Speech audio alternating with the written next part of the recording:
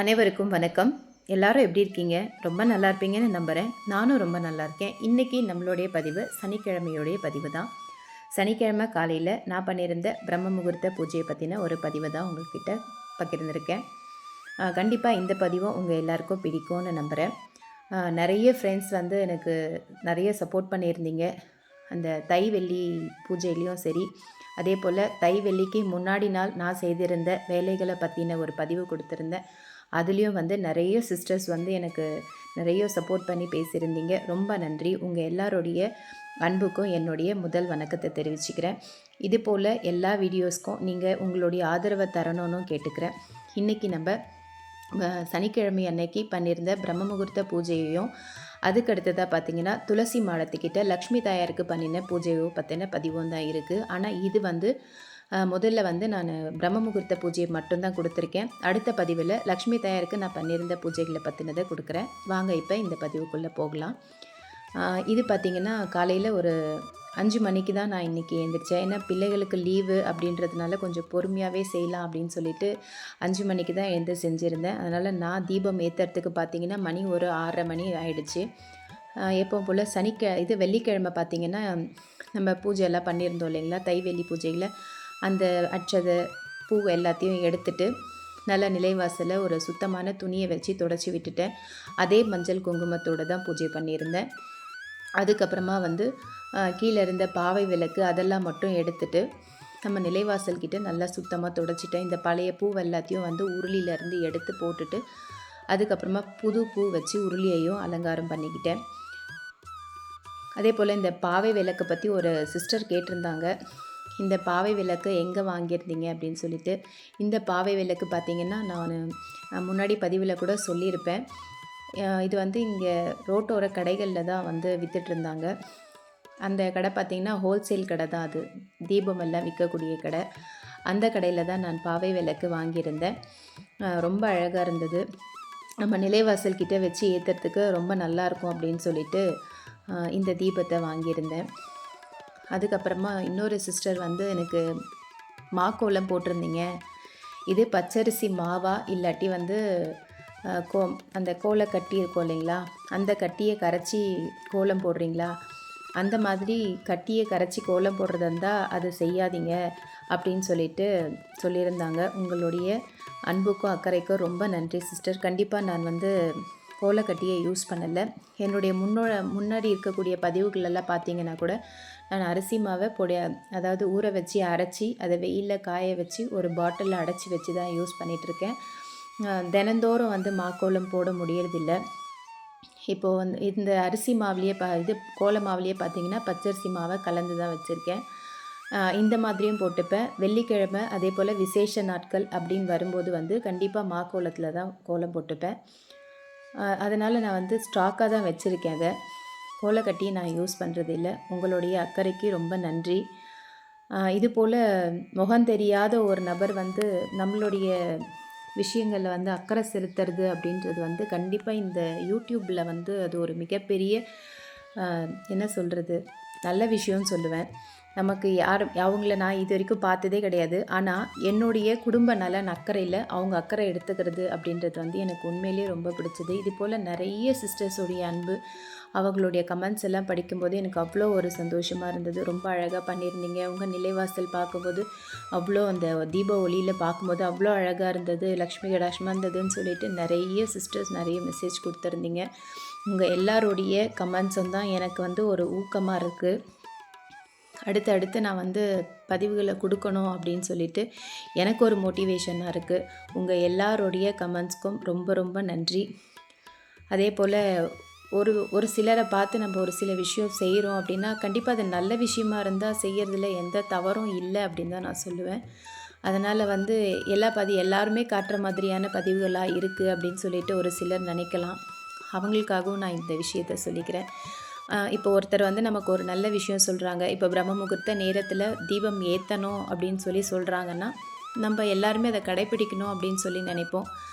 நான் வந்து அதை கடைப்பிடிக்க ஆரம்பித்தது என்னுடைய சப்ஸ்கிரைபர்ஸ் இப்போ இருக்காங்க இல்லைங்களா, அவங்கெல்லாம் தெரிஞ்சுக்கிட்டோம் அப்படின்னு சொல்லிட்டு நான் வந்து அதை வீடியோ பதிவாக கொடுக்குறேன். இது வந்து நல்ல விஷயங்கள் வந்து நம்மளுடைய முன்னோர்கள் காலத்துலேருந்தே ஒருத்தரை பார்த்து ஒருத்தர் செய்யக்கூடிய விஷயங்கள் தான். அதனால் நல்ல விஷயங்களை நம்ம யாரை பார்த்து வேணாலும் தெரிஞ்சிக்கலாம். தெரிஞ்சுக்கிட்டு அதை அடுத்தவங்களுக்கு பகிர்ந்து அவங்களும் நல்லா இருக்கணும் அப்படின்னு சொல்லிட்டு நம்ம கொடுக்கறதுல எந்த விதமான தவறும் கிடையாதுன்னு நான் நினைக்கிறேன். இதை பற்றி நீங்கள் என்ன நினைக்கிறீங்க அப்படின்றத கண்டிப்பாக எனக்கு கமெண்ட்ஸில் சொல்லுங்கள். அதே போல் நான் கொடுக்கக்கூடிய பதிவில் நான் ரொம்ப அதிகமாக பேசுகிறேனா அப்படின்னும் சொல்லுங்கள். பேசுகிறத கொஞ்சம் குறைச்சிக்கோங்க அப்படின்னு சொன்னீங்கனாலும் கண்டிப்பாக நான் வெறும் மியூசிக் மட்டும் கொடுக்கறதும் செய்கிறேன். இது வரைக்கும் எனக்கு யாரும் அந்த மாதிரி ஒரு கமெண்ட் கொடுக்கல. இருந்தாலும் நான் பேசுகிறது உங்களுக்கு பயனுள்ளதாக இருக்கா என்ன அப்படின்றது எனக்கு தெரியல. ஒரு சிலருக்கு வந்து சும்மா பேசிகிட்டே இருக்காங்களே அப்படின்ட்டு யாராவது நினைக்க போகிறீங்க அப்படின்றதுனால நான் உங்களுடைய விருப்பத்தை கேட்குறேன். நான் பேசுகிறது உங்களுக்கு பயனுள்ளதாக இருந்தால் கண்டிப்பாக நான் பேசின மாதிரியான வீடியோஸ் கொடுக்குறேன். இல்லை பேச்சை குறைச்சிட்டு வீடியோஸ் கொடுக்க சொன்னீங்கனாலும் பண்ணுறேன். அப்படி இல்லை வெறும் மியூசிக் மட்டும் இருந்தால் கூட போதும் அப்படின்னு நினச்சிங்கனாலும் அதையும் எனக்கு கமெண்ட்டில் சொல்லுங்கள். கண்டிப்பாக எனக்கு நிறைய பேர் ரிப்ளை பண்ணுவீங்கன்னு நம்புகிறேன். அதுக்கு அடுத்ததாக பார்த்திங்கன்னா நிலைவாசல் எல்லாத்தையும் தொடச்சி முடிச்சுட்டு சங்கு கோலம் போட்டுக்கிட்டேன். இன்றைக்கி சனிக்கிழமை காலை நேரம் அப்படின்றதுனால பெருமாளுக்கு உகர்ந்த சிம்பிளான நம்ம சங்கை தான் வரைஞ்சி இன்றைக்கி நிலைவாசல் கிட்ட வரைஞ்சிட்டு அது மேலே தீபம் ஏற்றியிருந்தேன். பிரம்ம முகூர்த்த தீபத்தில் நான் 5 தீபம் வந்து 2 மாட விளக்கு, அதே போல் 2 பாவை விளக்கு, கோலத்துக்கிட்ட ஒரு விளக்கு, இந்த மாதிரி தான் வச்சு நான் 5 தீபத்தை பிரம்ம முகூர்த்த நேரத்தில் ஏற்றுறேன். அதே போல் ஒரு சிஸ்டர் கேட்டிருந்தாங்க, ஏன் உங்களுடைய முகத்தை நீங்கள் வீடியோவில் காட்ட மாட்டேன்றீங்க அப்படின்னு சொல்லிட்டு. இப்போ தான் நான் வந்து தொடங்கியிருக்கேன். அதனால் பார்த்திங்கன்னா எனக்கு கொஞ்சம் தயக்கங்கள் இருக்குது. இது நிறைய பேருக்கும் கண்டிப்பாக இருக்கும்னு தான் நினைக்கிறேன்.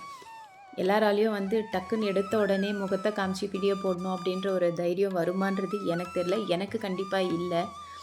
ஆனால் கண்டிப்பாக ஒரு நாள் அந்த தைரியத்தையும் வர வச்சுட்டு கண்டிப்பாக என்னுடைய முகத்தை காமிச்சோ நான் வீடியோ போடுவேன். மற்றபடி எந்த விதமான ஒரு ரீசனும் இதில் கிடையாது.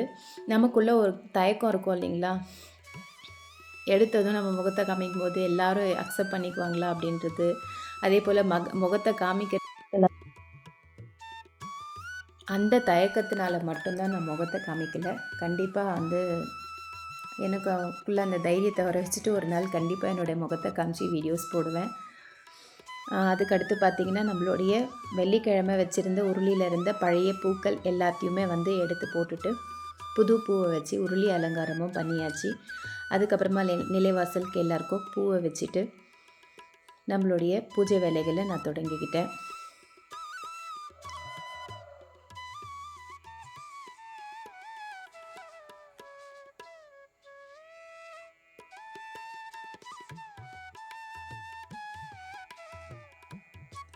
அதே போல் நம்ம நிலைவாசலில் இருக்கக்கூடிய மாடம் ஸ்டாண்டை பற்றியும் ஒரு சிஸ்டர் கேட்டிருந்தாங்க. இந்த மாடம் ஸ்டாண்டை எங்கே வாங்கியிருக்கீங்க அப்படின்னு சொல்லிட்டு. சிஸ்டர், இந்த மாடம் ஸ்டாண்ட் பார்த்திங்கன்னா நான் வந்து ஆச்சரிக்கிட்ட சொல்லி, நம்ம இந்த மர வேலை செய்யக்கூடிய ஆச்சரிங்க இருக்காங்க இல்லையா, அவங்கக்கிட்ட வந்து எனக்கு இந்த மாதிரி டிசைன் வேணும் அப்படின்னு சொல்லி வாங்கியிருந்தது தான், செஞ்சு வாங்கினது தான். அது ஆர்டர் கொடுத்தோ இல்லை கடையில் வந்து ரெடிமேடோ வாங்கினதோ இல்லை. அது நம்மளுக்கு பிடிச்ச மாதிரி மாடலை நம்ம சொன்னோன்னா அவங்க அதுக்கேற்ற மாதிரி செஞ்சு கொடுக்குறாங்க. நானும் இதில் வந்து பார்த்திங்கன்னா எனக்கு பிடிச்ச மாதிரி நான் வரைஞ்சி கொடுத்தேன் அவர்கிட்ட. அதை வந்து எனக்கு அவர் செஞ்சு கொடுத்தாரு. அதுபோல் உங்கள் ஊரில் இருக்கக்கூடிய கடைகள்லையோ இப்போ இந்த ஸ்டாண்டை நீங்கள் ஸ்க்ரீன்ஷாட் பண்ணிவிட்டு கூட எடுத்துகிட்டு போய் அவங்கக்கிட்ட காமிச்சிங்கனாக்கா, இல்லை இதில் உங்களுக்கு ஏதாவது ஆல்ட்ரேஷன் பண்ணணும், டிசைனில் ஏதாவது ஆல்ட்ரேஷன் பண்ணணும் அப்படின்னு நினச்சிங்கனாலும் அதை சொல்லி செஞ்சு வாங்கிக்கலாம் நீங்கள். அதுக்கு அடுத்ததாக பார்த்திங்கன்னா மணி ஒரு 6 மணிக்கிட்டே 6 மணிக்கு மேலேயே ஆயிடுச்சு. நான் தீபம் ஏற்றும்போது தீபத்தை ஏற்றி வழிபாடுகள் செஞ்சிட்டேன். அதுக்கப்புறமா வந்து வீடு முழுக்க நல்ல சாம்பிராணியையும் காட்டி விட்டுக்கிட்டேன்.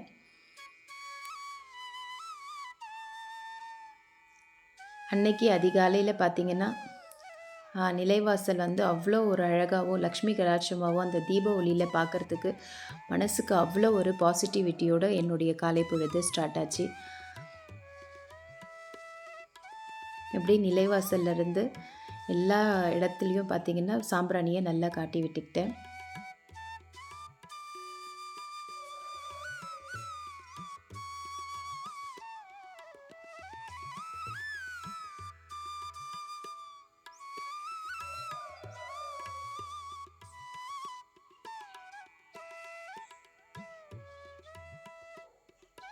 அதே போல் 6 மணி அப்படின்ற தொட்டு சூரிய பகவானும் வெளியில் வர ஆரம்பித்தார். அதனால் சூரிய பகவானுக்கும் நல்ல மனதார வேண்டிக்கிட்டு அவருக்குமே வந்து சாம்பிராணி எல்லாம் காட்டி விட்டுக்கிட்டேன்.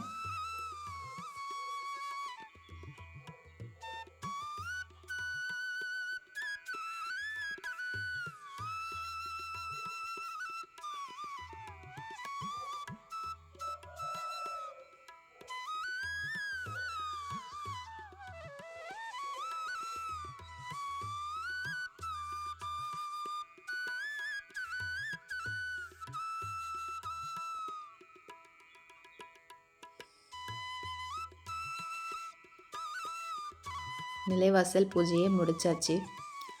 தீப ஒளியில் நம்மளுடைய நிலைவாசல் எப்படி இருந்தது அப்படின்றத கண்டிப்பாக எனக்கு கமெண்ட் செக்ஷனில் சொல்லுங்கள்.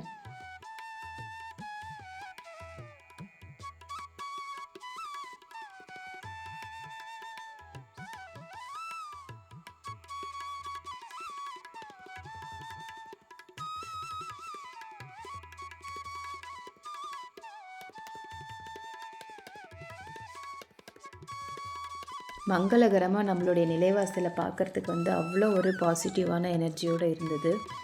அதுக்கு அடுத்ததாக பார்த்திங்கன்னா நிலைவாசல் பூஜையை முடித்ததுக்கு அப்புறமா வந்து நம்ம பூஜை அறைக்கிட்டேயும் வந்து தொடச்சிட்டு கோலங்கள் எல்லாத்தையும் போட்டு விட்டுக்கிட்டேன். கோலங்களை போட்டுட்டு தீபம் ஏற்றியிருந்தேன்.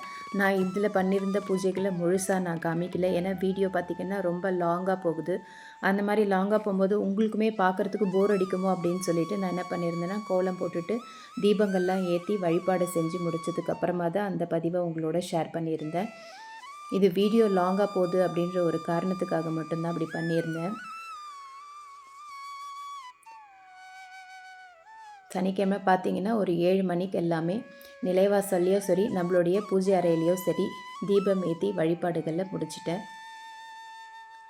சாதாவாக இப்போ தினந்தோறும் ஸ்கூல் இருக்க நாளெல்லாம் பார்த்திங்கன்னா நிலைவாசல்கிட்ட குலதெய்வ வழிபாடை மட்டும் காலை நேரத்தில் முடிச்சிருவேன். ஏன்னா நம்ம வீட்டுக்கு ரொம்ப ரொம்ப ரொம்ப முக்கியமான ஒரு வழிபாடு அப்படின்னா தினந்தோறும் குலதெய்வ வழிபாடு தான். அதனால் முதல்ல குலதெய்வ வழிபாடை முடிச்சுட்டு அதுக்கப்புறம் பிள்ளைகள் எல்லாரையும் ஸ்கூலுக்கு அனுப்பிச்சதுக்கு அப்புறமா பார்த்திங்கனாக்கா வீட்டில் இருக்கக்கூடிய விநாயகருக்கு தண்ணி ஊற்றி விநாயகர் பூஜையை பண்ணிவிட்டு பூஜை அறையில் இருக்கக்கூடிய தெய்வங்களுக்கான வழிபாடுகளை செய்வேன். இது வந்து தினந்தோறும் இருக்கக்கூடிய ஒரு விஷயம்.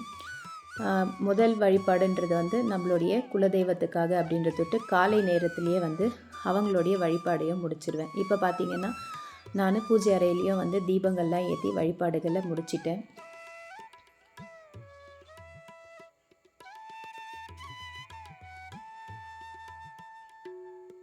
பூஜை கபோர்ட்லேயும் பார்த்திங்கன்னா கோலங்கள் எல்லாத்தையும் மாற்றிட்டேன். வெள்ளிக்கிழமை பார்த்திங்கன்னா நான் ஒரு சிக்கு கோல ஸ்டென்சில்ஸ் தான் வச்சு போட்டிருப்பேன். இன்றைக்கி வந்து அழகாக ஒரு ரங்கோலி ஸ்டென்சில்ஸ் வச்சு கோலம் போட்டு பூஜையை பண்ணியிருந்தேன்.